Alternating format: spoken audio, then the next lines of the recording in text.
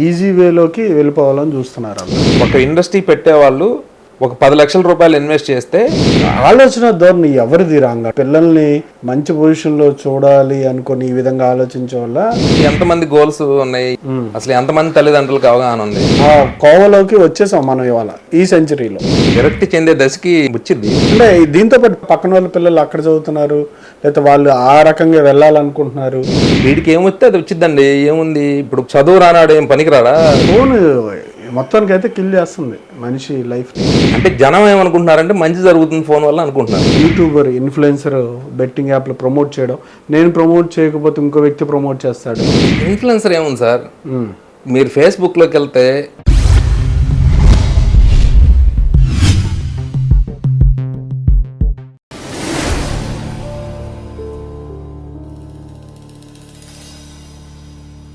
నాగమల్లేశ్వర గారు నమస్కారం. నమస్తే అండి. ఈజీ వేలోకి వెళ్ళిపోవాలని చూస్తున్నారు అందరూ. ఒకప్పుడు నాకు తెలిసి వంశీ గారు, ఒక ఇండస్ట్రీ పెట్టేవాళ్ళు ఒక 10 లక్షల రూపాయలు ఇన్వెస్ట్ చేస్తే 10 లక్షల రూపాయలతో పాటు 10 మందికి ఉపాధి, ఒక 50 సంవత్సరాల నిడివి, వ్యాపార నిడివి, తర్వాత వాళ్ళ డబ్బు రెట్టింపు ఈ లెక్కేసుకునేవాళ్ళు. ఇప్పుడు డబ్బులు పెట్టేవాడు ప్రతి ఒక్కడు రెట్టింపు ఒక్కటే లెక్కేసుకుంటాడు. అది ఎంతమందికి ఉపాధి, లాంగ్ రన్ లేదు. అంటే నేను పెద్ద పెద్ద ఇండస్ట్రియలిస్టుల గురించి చెప్పట్లేదండి.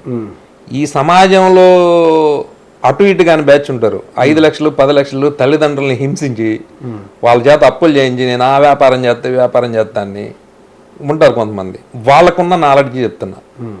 ఇప్పుడు జస్ట్ నా దగ్గరకండి చాలా మంది వస్తూ ఉంటారు. ఒక గోల్డ్ బిజినెస్ చేసే అతను వచ్చాడు అనమాట.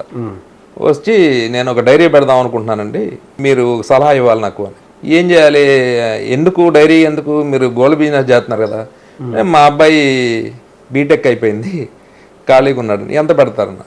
4 కోట్ల వరకు పెడతానండి అన్నాడు. ఓకే, 4 కోట్లు పెడతారు, డైరీ పెడతారు. మరి మీ వాడికి ఎక్స్పీరియన్స్ ఎందుకు లేదు కదా, ఎక్స్పీరియన్స్ ఎలా చేస్తారు? పని చేసుకుంటూ వెళ్తే అదే వచ్చిద్దండి అన్నాడు. సరేనండి, ఓకే, నేనైతే అలా చెప్పలేను, మీరు ఒక 20 లక్షలు ఇవ్వండి మీ అబ్బాయికి, ఓ 10 లక్షలు పెట్టి కారు కొని పెట్టండి, ఓ 10 లక్షలు హ్యాండ్ క్యాష్గా ఇవ్వండి, నెలకు 1 లక్ష రూపాయలు ఖర్చు పెట్టుకోమనండి, నేను ఒక 10 డైరీల పేర్లు చెప్తా, నెలకు ఒక డైరీలో వెళ్ళి ఉద్యోగం చేయమనండి. ఉద్యోగం అంటే ఉదయం 9 గంటలకు వెళ్ళాలి, సాయంత్రం 5 గంటల వరకు డ్యూటీ వేసుకొని డ్రెస్ వేసుకొని డ్యూటీ చేయాలి. 10 నెలల తర్వాత మళ్ళీ వచ్చిన తర్వాత మనం కూర్చొని మాట్లాడుకుందాం. అప్పుడు కూడా మీ అబ్బాయి వ్యాపారం పెడతానంటే నేను ఖచ్చితంగా సపోర్ట్ చేస్తానని చెప్పాను. అప్పుడు ఆయన ఏమన్నాడంటే, అలా కాదండి, ఇలా చేయకపోతే ఇప్పుడు మనకు డబ్బు ఉంది, పెద్ద పెద్ద వాళ్ళందరూ ఇలా చేయట్లేదు కదా వ్యాపారాలు అన్నాడు. సరే, వాళ్ళందరూ యుఎస్లోనో యూకేలోనో మామూలుగా స్టాన్ఫర్డ్ యూనివర్సిటీలో వాటిలో ఇట్లా చదువుతారండి, మన పరిస్థితి కాదు, మీ దగ్గర ఉంది 4 కోట్లే, 4 కోట్లు ఖర్చు కావడానికి 1 సంవత్సరం సరిపోయింది, ఎక్కువ అవసరం లేదు అంటే అలా ఎందుకంటారని అన్నాడు. బ్యాంకులో వేస్తే డబ్బులు ఎంత వస్తాయండి అని అడిగా. ఇప్పుడు ఎంత అండి, 6% అలా ఉందన్నాడు. 6% అంటే ₹10, 50 పైసా ఇంట్రెస్ట్ వచ్చింది. 4 కోట్లకి ఎంత వచ్చింది? 2 లక్షలు. 2 లక్షలు సంవత్సరానికి ఎంత? 24 లక్షలు. మీరు ఎంత ఇస్తున్నారు మీ అబ్బాయికి? 20. మీరు మామూలుగా 20 లక్షలు ఇస్తేనేమో బ్యాంక్ ఇంట్రెస్ట్ పోయిద్ది. మీరు ఏమీ లెక్క చేయకుండా, నా మాట లెక్క చేయకుండా మీరు డైరీ పెడతామంటే కూడా నేను కాబట్టి ఎవడొకటి చెబుతాడు. తర్వాత ఏమైందంటే నా 20 లక్షలు మిగులుతాయి. ఆలోచన ధోరణి ఎవరిది రాంగ్? అంటే పిల్లల్ని మంచి పొజిషన్లో చూడాలి అనుకుని ఈ విధంగా ఆలోచించే వల్ల, లేదు ఒక ప్రాపర్ ట్రైనింగ్ లేకుండా ఏదో ఒకటి మా అబ్బాయి ఇంత చేస్తున్నాడు, నా దగ్గర డబ్బు ఉంది అని తోసేయాలనో, లేదంటే అటువైపు పయనింపు చేయాలని, ఎక్కడ మిస్టేక్? ఈ తల్లిదండ్రులదా, లేకపోతే యూత్ కూడా ఆ గోల్స్తో ఉన్నారా? గోల్స్ ఎక్కడ ఉన్నాయండి? గోల్స్ లో ఎంతమంది గోల్స్ ఉన్నాయి, ఎంతమందికి ప్లానింగ్ ఉంది, అసలు ఎంతమంది తల్లిదండ్రులకు అవగాహన ఉంది? ప్రజెంట్ ఏంటంటే అండి, ఎప్పుడో పూర్వంలో మన పెద్దలు చెప్పుంటారు, ఏం చెప్తారంటే మానవ సంబంధాలన్నీ ఆర్థిక సంబంధాలే అని. మనిషి పుట్టుక అది పొడుగు పుట్టని కూతురు పుట్టని ఇన్వెస్ట్మెంట్ ధోరణే తప్ప ఈ ప్రేమలో ఆప్యాయతలు అనేవి ఉత్తమాటలే కదండి, ఎక్కడున్నాయి అవన్నీ? ఇప్పుడు దాని మూలంగానే ఇదంతా జరుగుతుంది. వాడు పుట్టాడు, వాడిని పెంచాలి, ఒక మంచి కాలేజీలో చదివించాలి, పెద్దవాడిని చేయాలి, ఓ మంచి అమ్మాయిని తీసుకురావాలి, పెళ్లి చేయాలి, వాళ్ళని 50 కోట్లు కట్నం తీసుకోవాలి, వాడి కోసం మనం ఇది చేయాలి, ఈ కాన్సెప్ట్ తప్ప వాడు పుట్టాడు, వాడికి విలువలు నేర్పుదాం, విలువలతో పని చేపిద్దాం, ఈ సమాజంలో 10 మందికి అన్నం పెట్టే విధంగా తయారు చేద్దాం అని విలువలు చెప్పేవాళ్ళు ఎక్కడున్నారు? అసలు విలువలు చెబితే వినేవాళ్ళు ఎవరున్నారు? నువ్వు చెప్పడం స్టార్ట్ చేస్తే వింటాడండి. చిన్నప్పుడు మేము పల్లెటూరులో ఎదిగామండి.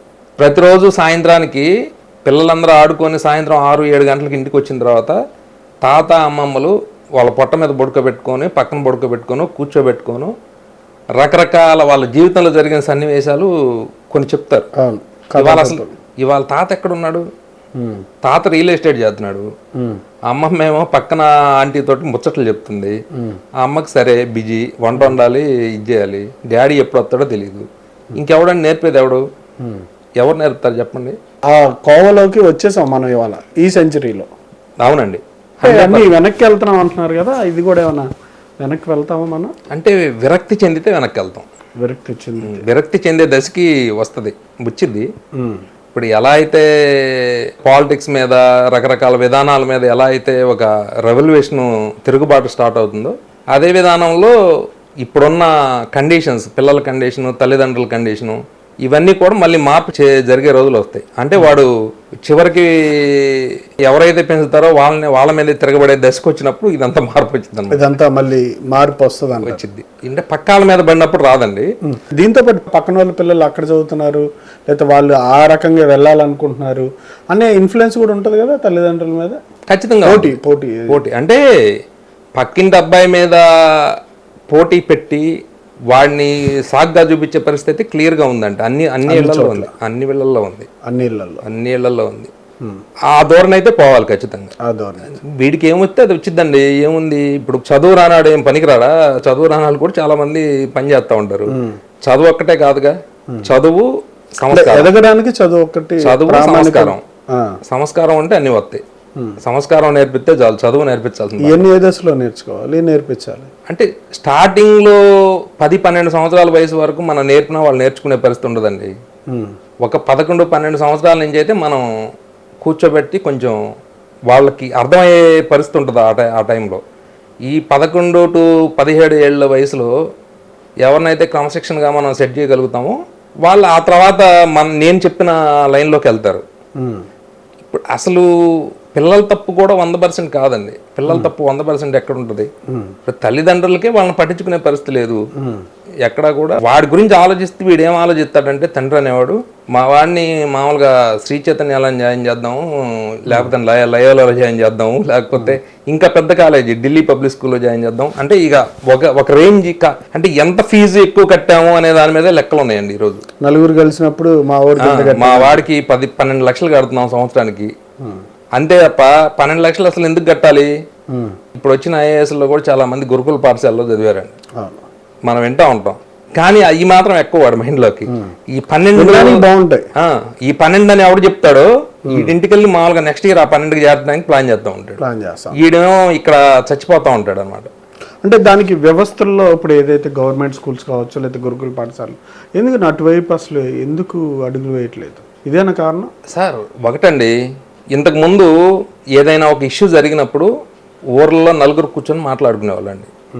నలుగురు కూర్చొని మాట్లాడుకొని గవర్నమెంట్ ఏదైనా ఒక బ్యాడ్ డెసిషన్ తీసుకున్నప్పుడు దాని మీద తిరుగుబాటు జరిగేది, సమ్మెలు చేయటము, లేకపోతే వాళ్ళ నిరసన తెలియజేయడం జరిగేది ఏదో రూపంలో. ఇప్పుడు మోడీ గారు వచ్చిన తర్వాత జియో వదిలేడు మనకి.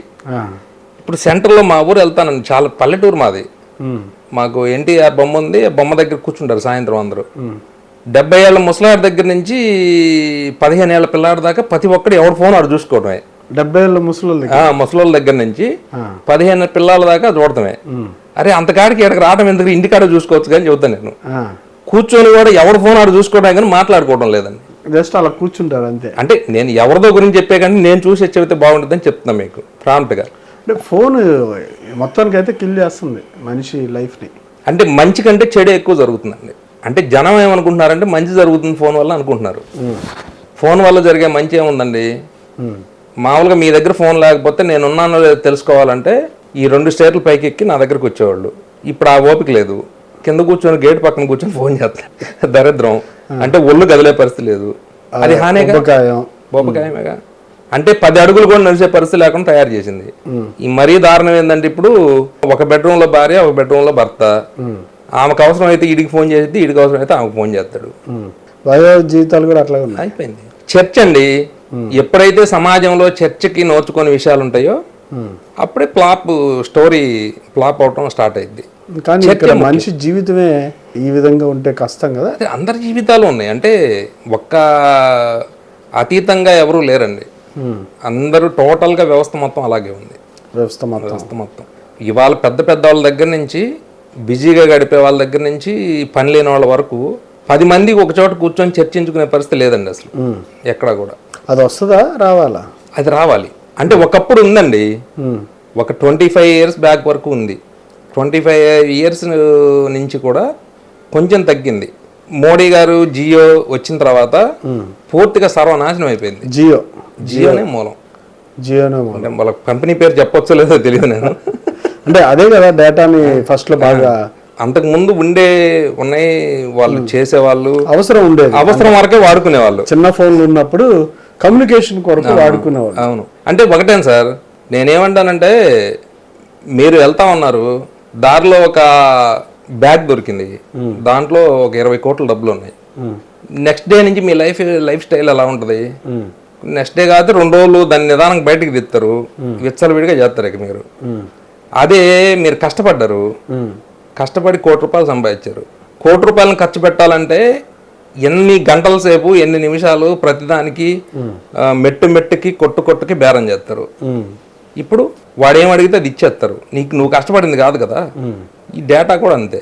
అంటే ఈ ఫోన్లో ఇప్పుడు మీరు చెప్తున్న దాని ప్రకారం చూస్తుంటే నాకు బెట్టింగ్ యాప్లు గుర్తొచ్చినాయి. మొన్న ఈ మధ్య యూట్యూబర్, ఇన్ఫ్లుయెన్సర్ బెట్టింగ్ యాప్లు ప్రమోట్ చేయడం, నేను ప్రమోట్ చేయకపోతే ఇంకో వ్యక్తి ప్రమోట్ చేస్తాడు, డబ్బులు వాళ్ళకి వెళ్ళే బదులు నేను ఆ డబ్బులు తీసుకుని నలుగురు సేవ చేస్తాను.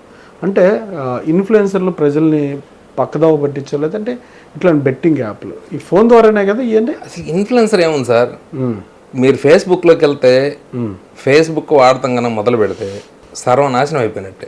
వాడతావా చూడవా?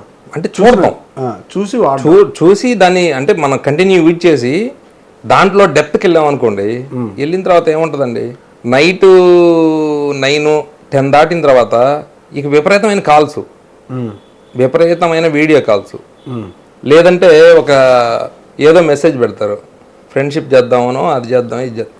సరే ఫ్రెండ్షిప్ మళ్ళీ మెసెంజర్లో చేయరు, వాట్సాప్ నెంబరు పెట్టి వాట్సాప్లో ఫ్రెండ్షిప్ చేద్దామని, ఇలా రకరకాల ఇవి ఉన్నాయండి. అంటే ఇప్పుడు మనకంటే జ్ఞానం ఉందండి, సమాజంలో తిరుగుతున్నాం కాబట్టి మినిమం జ్ఞానంతో పనిచేస్తాం. టెంప్ట్ అయ్యేవాడు ఉంటాడండి, వాడు ఆ నెంబర్ తీసుకొని వీడియో కాల్ చేస్తాడు. అది ఏ న్యూడ్ వీడియోస్ వచ్చేసి ఆ స్క్రీన్ రికార్డింగ్ చేస్తారు, తర్వాత వాడు తోలు తీస్తారు. ఇది జనరల్గా సమాజంలో మనం అందరం చూస్తున్నాం. ఇదొక కోణం. రెండో కోణం, మీరు బిజినెస్ చేద్దాం, మీరు ఇంత పెట్టుబడి పెట్టండి, మీరు ఎంత పెడితే ఇంత వచ్చిద్ది, ఇది రెండో కోణం. సరే ఫస్ట్ ఎవడో తెలివిగలాడు ఉంటాడు, తిక్కలాడు ఉంటాడు, తిక్కలాడు ఎదురికి మోసపోతాడు. తెలివిగలాడిని కూడా వాళ్ళు ఎలా అంటే ఒక స్ట్రాంగ్ దీంతో దింపుతారు. ఎలా దింపుతారంటే, నువ్వు ఏం అవసరం లేదు, ఒక 50,000 రూపాయలు గోల్డ్ ట్రేడింగ్ ఇది, ఒక 50,000 రూపాయలు నువ్వు పే చేస్తే నీకు బాగుంటేనే కంటిన్యూ చేయి, లేకపోతే లేదని. ఫస్ట్ రోజు 50,000 తీసుకుంటారు, ఒక 20,000 25,000 ప్రాఫిట్ చూపిస్తారు. మరుసటి రోజు ఒక 5 లక్షలు లేకపోతే 2 లక్షలు వాడే స్తోమతకు మించి ఎక్కడో చాట అప్పు చేసుకొస్తాడు. ఇది చేసిన తర్వాత ఇంకా 4వ రోజు నుంచి ఇక కనుమరుగే, ఈ డబ్బు రావు, రకరకాల విధానాలని చెప్తూ ఉంటారు. ఏముంటుందండి, ఇంకా తట్టుకోగలరైతే 3వ గంటకి తెలియకుండా సర్దుకుంటాడు, తట్టుకోలేనాడు సూసైడ్.